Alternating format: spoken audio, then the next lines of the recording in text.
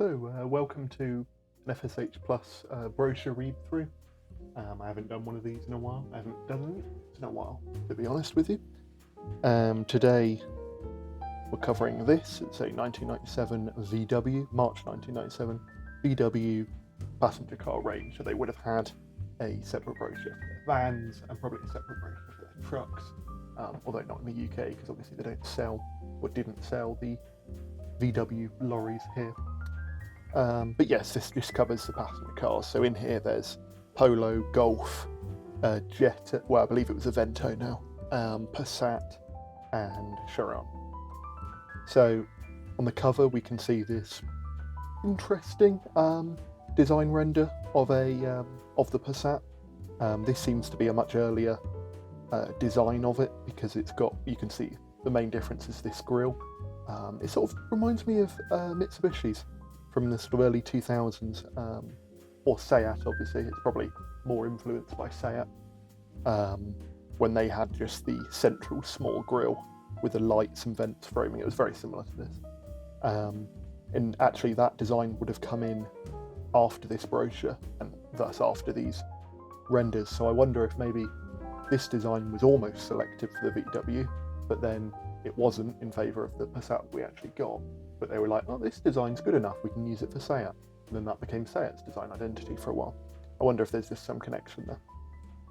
Anyway, yeah, so this is the front cover. The cover was a lot of the reason why I bought it, because I do now have a degree in car design. It's what I went to university for.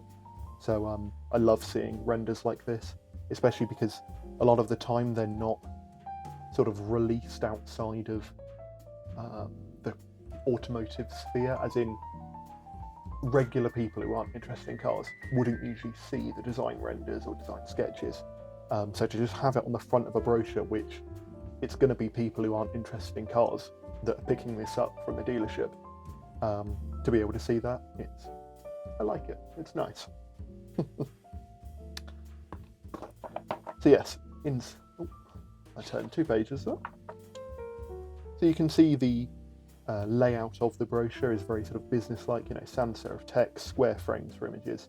This is not like over the top 90s. I have a Citroen brochure from, I believe it was the year before this, 1996, that just is so out there in terms of its design and presentation. But VW is very sensible, very German. So we start with the Polo 6N, or the 3rd generation Polo. So I initially thought this was a 2nd generation, because I always forget that the 70s Polo exists. In my mind, they started with the bread van Polo with the round headlights, and then the facelift of that, and then this. But there is the 70s one. So I kind of like these Polos. I don't think I'd ever own one, but I like seeing them. They're usually quite well cared for as well. I assume just because of, VW fans, they like to reward their cars with good upkeep. So this was a car that was introduced in 1994, so a couple of years before this brochure, and it will be facelifted in a couple of years. So this is sort of halfway through the phase 1 of this Polo's tenure. So you can see the hallmark of a 90s car that hasn't been facelifted yet. It's got the orange indicators. So like with so many cars of this era, the facelift essentially just added clear headlights and removed some of the black plastic in favour of body colour trim. It's, perfectly standard. However, I know that facelift did also get rid of this lovely Polo badge, the logo type, that I really like. In favour of just the chrome lettering that every VW has had for years and years at this point. So you can see that the only ones shown, like that, this one has Steely's, the only ones that are shown are sort of more base or more standard models. So this is because the GTI wouldn't release for another year, and release in 1998, and then only as a somewhat limited model. The full production GTI would only come in after the facelift in 2000, which is the one that everybody knows because it's got the same engine in drivetrain, and that is the Lupo GTI, the 133 horsepower. But at this point, the most powerful one you could get was a 16 valve at 100 horsepower, which had a 1.4 litre engine. Although weirdly, you could also get a 1.6 that had only 75.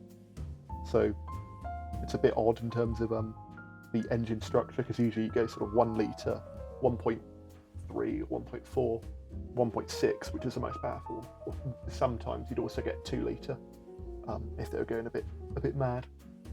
But yeah, so the closest thing you got to performance is a 16 valve 1.4. Actually, one more thing before I move on. A weird thing about this Polo is that although it was replaced here in 2002, this body style would continue until 2009 in Argentina. This is one of those cars that just lasted for years and years in Latin America. Presumably because they quite liked it, or presumably because VW didn't think that a new launch would sell well enough to justify it. So. This Polo is also known for the Harlequin edition, probably the most famous Polo of all time. But I believe that was on sale in the UK at the time of this brochure being printed, but it's not featured in here, presumably because it was a special edition. They only wanted to feature trim levels. Although the open air is featured, and that was, I believe, a special edition. Although maybe it was an option because it describes it as the optional open air module. So maybe it wasn't. But anyway, yes, the Harlequin, I believe, was on sale at this time, although it launched in 1995, so a couple of years before this. Now we get another Polo, except it's not a Polo, it's actually a Ibiza, which nowadays, all Polos and Fabias and everything they're all Ibizas and they're all each other, but in these days the Polo and the Ibiza were separate models, apart from the Saloon, and the Polo Estate is not in here.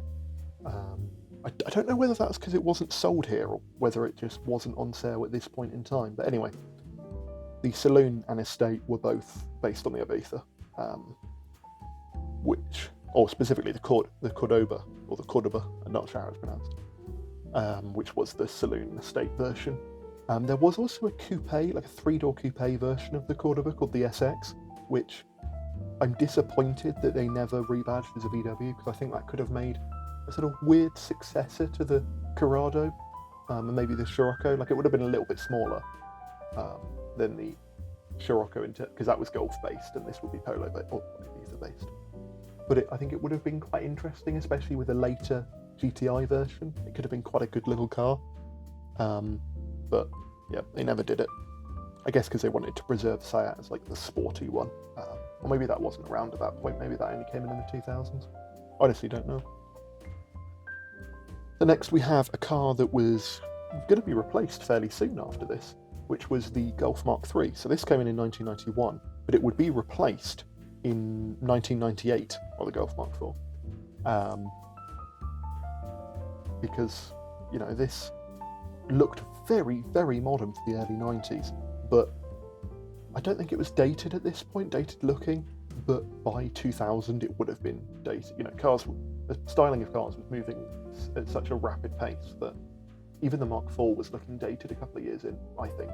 I think it was a good looking car, but I think it did look a bit sort of late 90s-ish. I think it was mainly the wheel arches, which VW loved to do around this time, is just big wheel arches. We'll see that on the Passat. But anyway, the Mark III itself. So as I said, this launched in 1991, so 6 years before this brochure was published.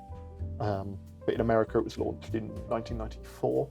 It was a much later release because of quality control issues in the Mexican factory it was built, I think.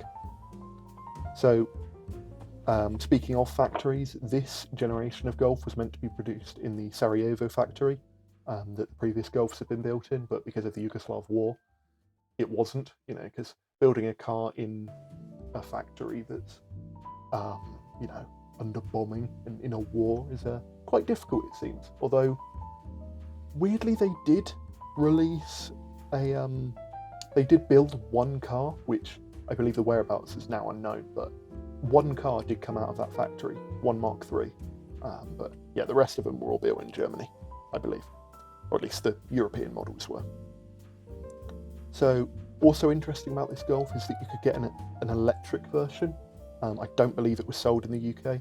The City Stroma, I don't really know how it's pronounced. It's got the Strom bit is all in capitals in the name. It's an odd name, but that I quite like those. They remind me of the Californian electric cars of around this time, like your Honda EV Plus or your Ford Ranger EV or Chevy S10 EV, all of that sort of thing. Or the Peugeot 106 Electric, I think it was called. So, very interesting sort of, or if you're quite dull, very interesting 90s electric hatchbacks that people just forget about now because they say, oh, VW or whoever, you're ruining your heritage, you're making an electric version of the Golf, which could never have been done, etc., etc. But there was one 30 years ago. It's just interesting. But in this, there were, with the GTI, or the Golf itself, there were actually 3 different performance versions. So it's a bit like today when you've got the GTI Club Sport, and the R. Here you have the GTI, the GT 16 valve, and the VR6.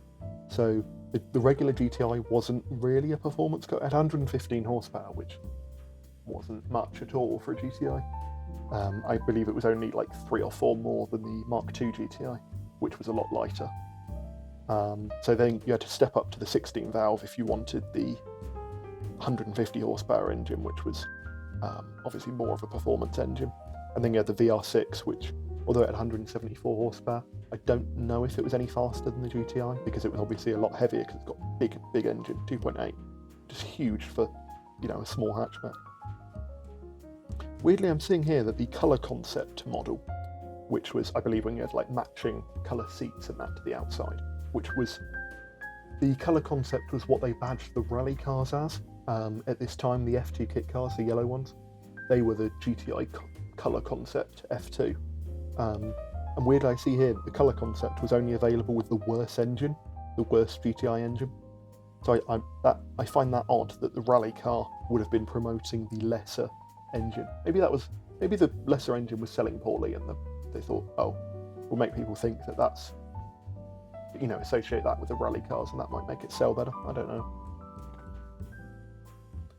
So, moving on from the Golf hatchback, we've now got the Golf Estate, which is quite a clean design. It looks very similar in terms of how the rear lights and the rear windscreen sort of interact with this groove, continuing from the shoulder line. It's very similar to a lot of other 90s estates. It's given me strong sort of Sierra estate vibes, or Camry estate vibes, or even a little bit, if I look at the sort of overall proportions, a little bit like Montego estate vibes, but that might just be me, just thinking about Montegos, because I quite like them, and I'd love a Montego estate.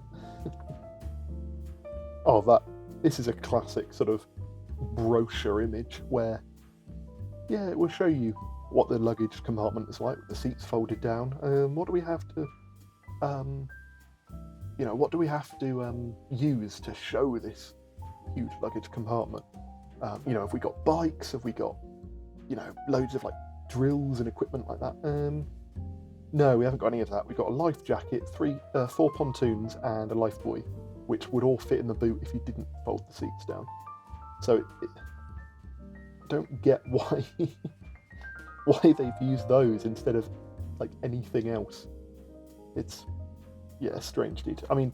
I guess they're trying to show you stuff in the boot, but then also show you how big the boot, where you can actually see all of the sides of the boot and the base and everything, so you can see the proper area of it. But it's odd.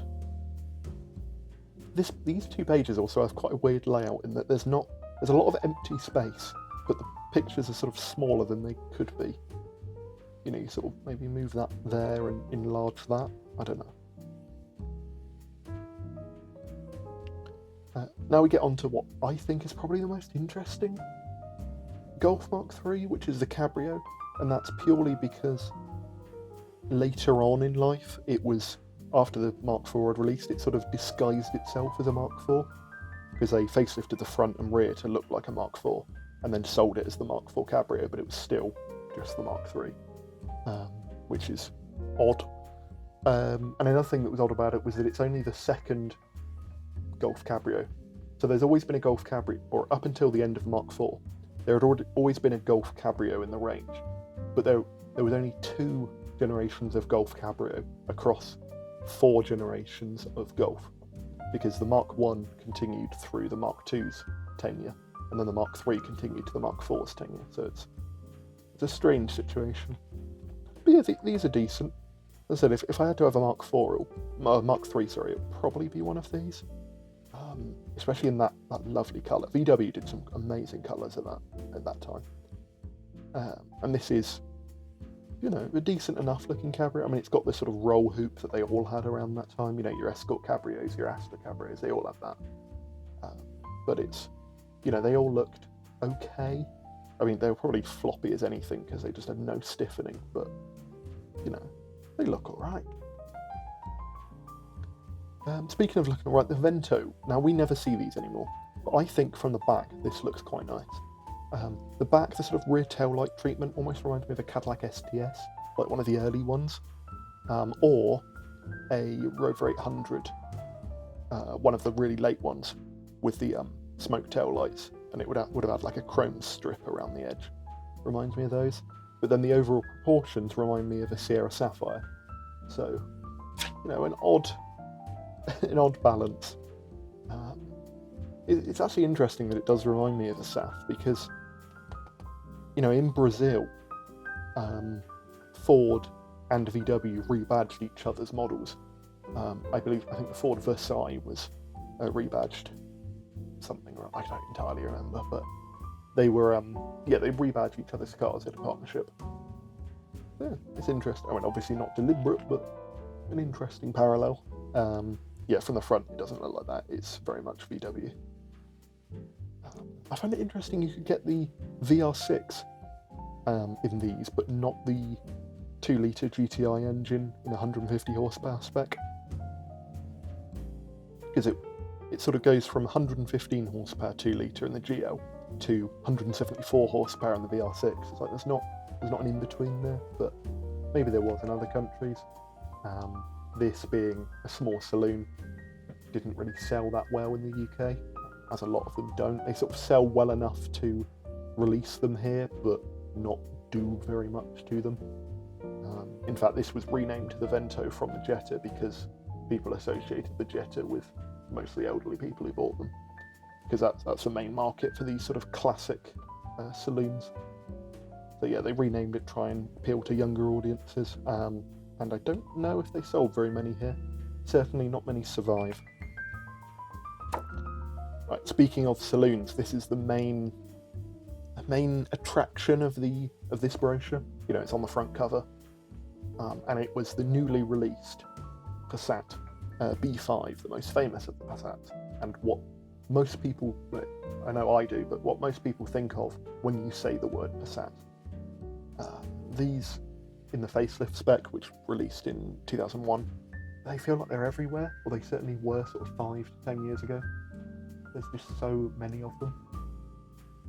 And it's just because they're good cars.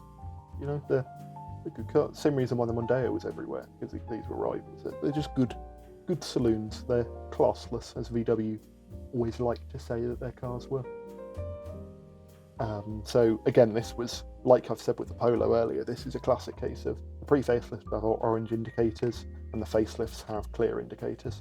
But I prefer the earlier ones on these. I like the orange indicators because they sort of brighten up what would otherwise be quite a boring design. Like, quite a good design, it succeeds in what it tends to do, but still quite a boring design.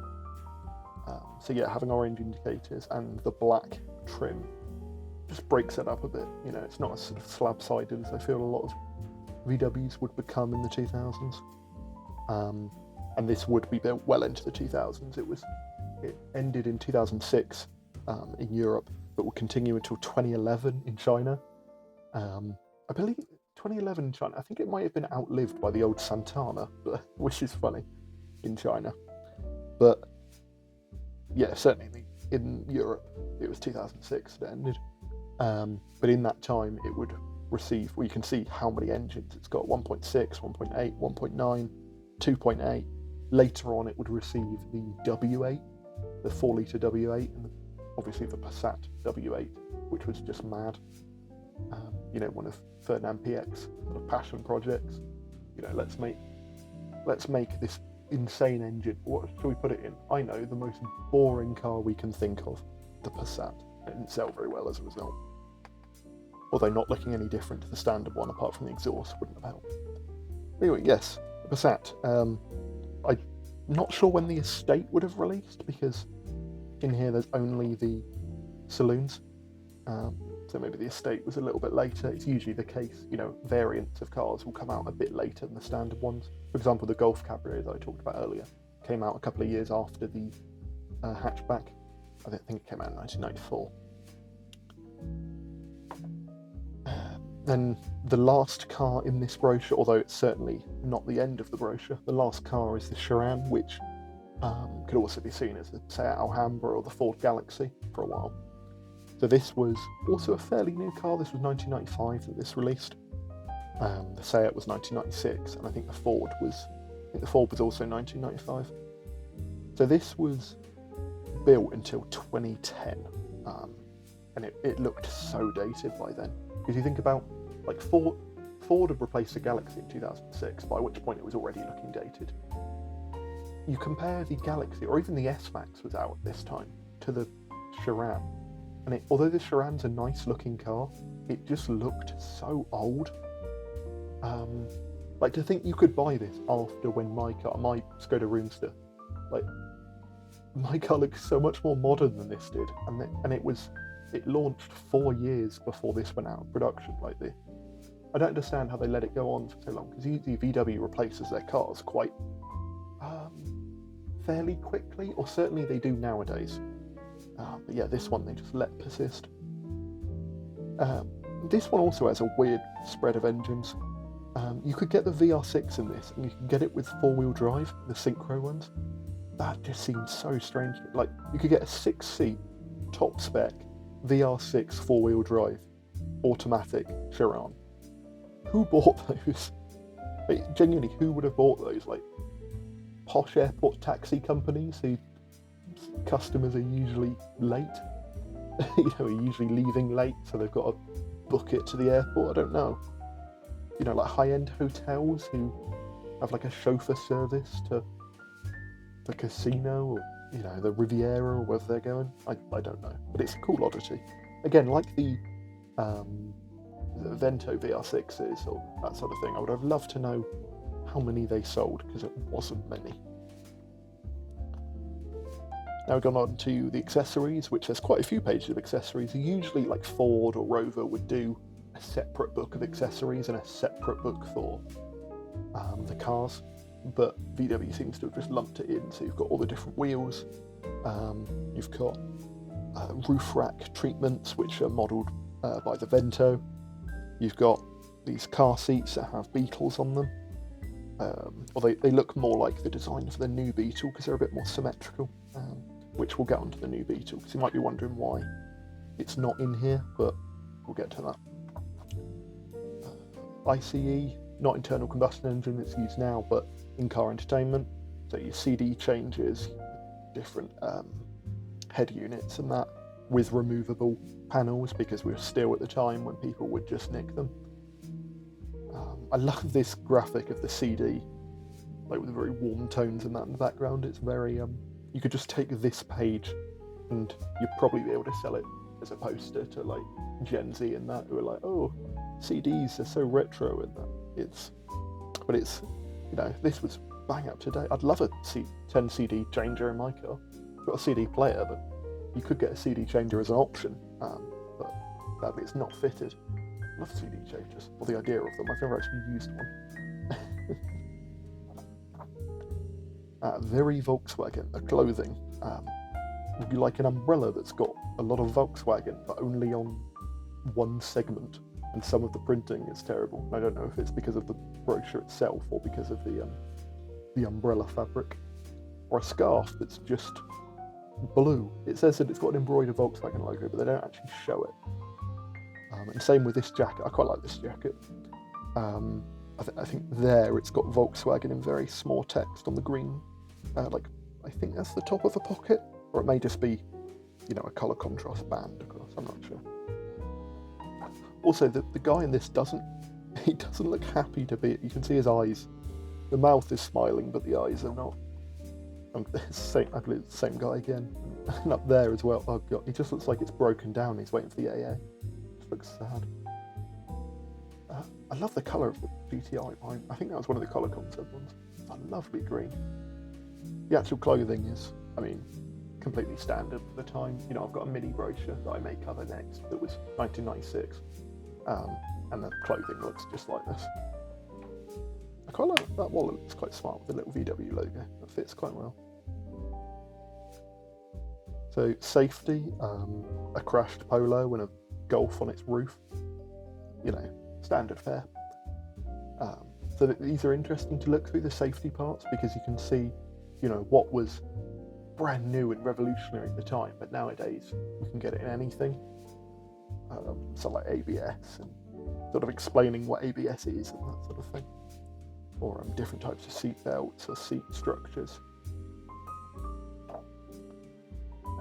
And then, again, we're just going through the motions with what companies will put at the end of their brochures. So now this is the fleet section with a nice photo of a Passat, but it's not in focus. Or it's like really soft focus, I don't know. But yeah, that would have been a great photo. Passat with a Swiss number plate. It might be German, I'm not sure. Actually, yeah, because I think Swiss have the bit on here. I'm not entirely sure. Also, this photo could be in a brochure from the 1970s, and it would fit in well. It looks like it's been cut out from another one. I doubt that this photo was taken for this brochure. I bet this was from an older one. Because, you know, the fleet sections, people aren't going to remember that. They might remember press photos of cars, but they won't remember that. The Motability is, you know, older than people think. Yeah, about wheelchairs and that sort of thing. You know, getting a car with disabilities. Not the car itself has a disability. Finance, leasing. So again, just quite dull stuff about just leases or, you know, costs or business stuff. Just with a, you know, couple of photos of people thinking deeply about stuff, especially this chap. Looks like he's on some 90s or late 80s sort of album cover. It's got some very pretentious name. I've just read it. Solution 2, keep your Volkswagen. Oh, it's about PCP. Okay, Solution 1, acquire your new Volkswagen, or keep it, or hand it back. So it's about when you come to the end of the 2 or 3 years. It just struck me immediately. Solution 2, keep it. As in they're saying, yeah, Solution 1, you don't need it. Don't keep it. You don't want to keep that for very long, it'll just go wrong. But no, it's about PCP.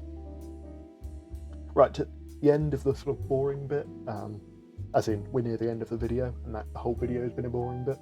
But we're getting on to the motorsport, so we've got the Vento Trophy, which these look brilliant, but I don't know if I've ever seen one like advertised for sale or anything like that. Like I've seen like a Metro Challenge cars and that sort of thing, but not the Vento ones. But what I have seen are the rally cars, because I love watching old rally reviews of the British Rally Championship and the WRC, but I prefer the British Rally Championship because you've got the F2 cars in the 90s, and the Golf was always brilliant in the bright yellow.